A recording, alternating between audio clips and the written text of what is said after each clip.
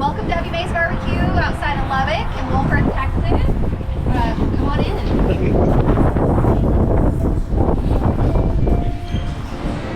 So this is our dining room. It's lunchtime on a Burger Tuesday, so decent little crowd today. So when you get here, you walk in and you come down this way to our register.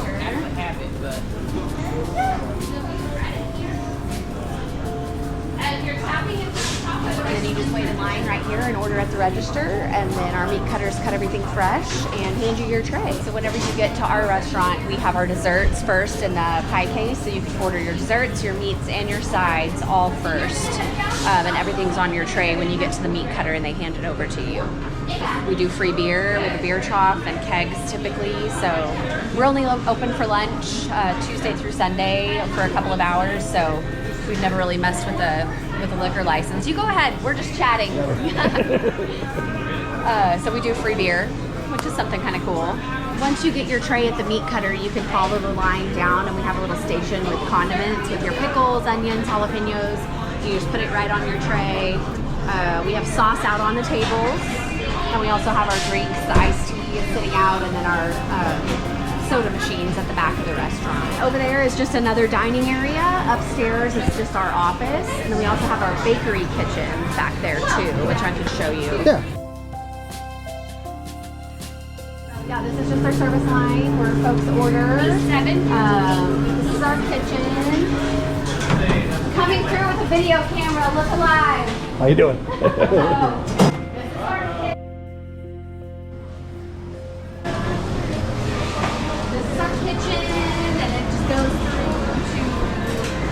The other side of our dining room. Our bakery is over on this side. I can show you that. Thank you. Watch your step.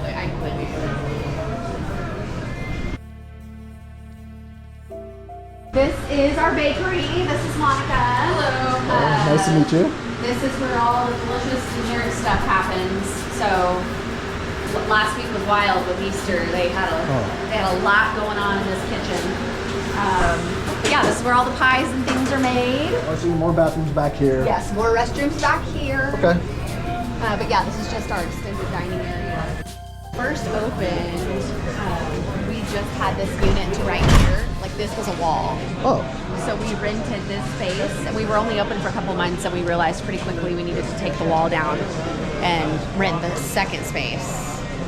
You built this all out? And then well, we own it now, but the guy that we bought it from built it with the intention of us having our restaurant and then having rental units. Oh. So like there's a little boutique next door, there's a barber shop next to that. But yeah, we didn't know that we were going to need so much room when we first opened, and then we just ended up doing more. Was this all the storage right here? Yeah, And then you guys... basically, yeah. Wow. So when we took It looks them all like out, it's all seamless. It doesn't look... Yeah, just except the step. I know, I was going to take my mom Except the down. giant step. Yeah. But besides that, we're open Tuesday through Sunday. The only day we're closed right now is Mondays. Tuesday's Burger Day. We're open just for lunch only. We're usually closed between 2 and 3. Just kind of depends on how busy we are. What about prime rib night? So prime rib nights we try to get them scheduled once a month. We've been really busy and haven't been able to do that many. We just did one last week. But it's fun. We send an email out and folks make their reservation. We do prime rib, we do tenderloin, or chicken, and it's all inclusive, so you get all of your meat, sides, desserts, drinks, everything's included. But it's a really cool, different vibe from your barbecue lunch. We really love doing prime rib nights. That's all as far as the front of the restaurant.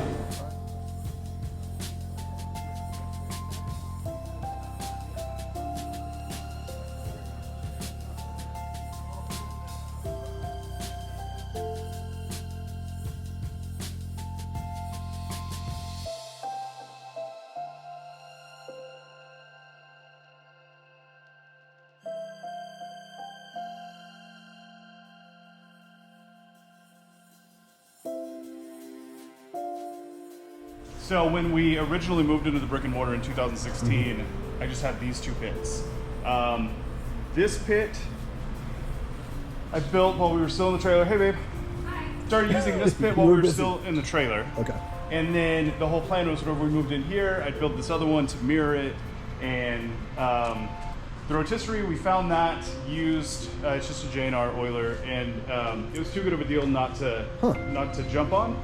So we had it from opening day, and we cook all of our pork ribs on it. So we do pork ribs and sausage, second cooked sausage there. These were the original pits at the restaurant, and then over here, you can see the epoxy floor where our original 8x12 walk-in cooler was. And that was in 16 through 17, and then in early 17, in anticipation of Texas Monthly's Top 50, we planned an expansion, which was these two pits, which meant we had to add on to the back of the building for cold storage. And I built these two pits in the parking lot. In fact, I just had a memory pop up the other day on Facebook that, like, the very first day that I turned over the cutting block, Mallory took a picture of me. I was working on this pit in the parking lot, and she posted a picture of it, and it was just like, hey, you know, proud that Arnis finally let somebody else cut meat after 3 years. So I built these in the parking lot. Neither of them are finished. They got to a point where they were usable, and we needed to use them, so we started cooking on them, and then I just thought, I'll finish them at some point. But that one doesn't have a handle on the firebox door, and this handle is pretty rough. And then the front of both fireboxes, that exterior skin, it just never got there. Now, does that matter? No, it doesn't. So I mean, aesthetics? not since we're cooking inside. I mean, we lose a little bit of insulation value, but we're cooking inside. These pits are so rough around the edges. Like this, these vice grips have been holding this piece of angle iron, which holds this thermometer for 8 years. But hey, people come out here and they dig it, and so we just leave it. I think it's kind of cool. Yeah, it's definitely got character.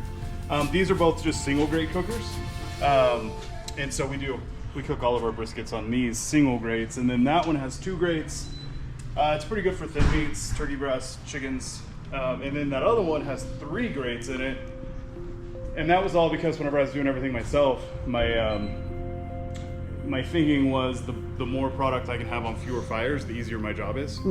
But it doesn't necessarily lend itself to the highest quality or the most consistent cooking whenever you've got, you know, 3 levels, 3 layers of meats. I see how you use pipe. Yeah, I was in a hurry to get these done, and I didn't have a shop. I just did everything outside, and so by the time it was time to put handles on, I was like, I'll just go buy pipe and do that. It works. It makes it even more homemade. This all of them are reverse flow, which is. Oh yeah, that's your thing. I explained that. Yeah. And why do you like reverse flow? And It was the first thing I ever cooked on, and I just have been scared to switch. So it means the heat comes through here, goes that way, Yep. and then back up there. And this one here is the only one that we've ever had a grease fire in. We lost, I think, 24 briskets one afternoon. We had crazy wind blowing outside. It was doing really weird stuff with the exhaust. This one lit up. But other than that, we've been really, really fortunate. When we expanded our pit space, we had to put this refrigeration back here. Okay. Up to that point, we'd been doing a lot of our trimming and seasoning in the pit room, which is not uncommon in the industry. That's everybody kind of seasons and does their work in the pit room, which you're working like one piece of meat at a time. You're in and out. Stuff's not getting too hot, but it's a pain, especially in the heat of the summer whenever things get crazy. But we added this, so now we have our big meat cooler. Oh wow. And then this cold room that we keep about 50 in here, and we do all of our sausage, all of our trimming, all of our seasoning, and then it's just workflows really nice. It makes more sense. Truck comes in here, meat goes in the cooler, meat comes out. Oh, here so that's where in that eater video. yeah, that's yeah, because I was trying to remember. Like, okay. Yep, we got really lucky that we were able to add this on, and that it worked so well, like for product flow and ergonomics. And then, dude, we didn't have a freezer until COVID. Really? And then we started selling some retail product at a regional grocer. And so then we had to get a walk-in freezer.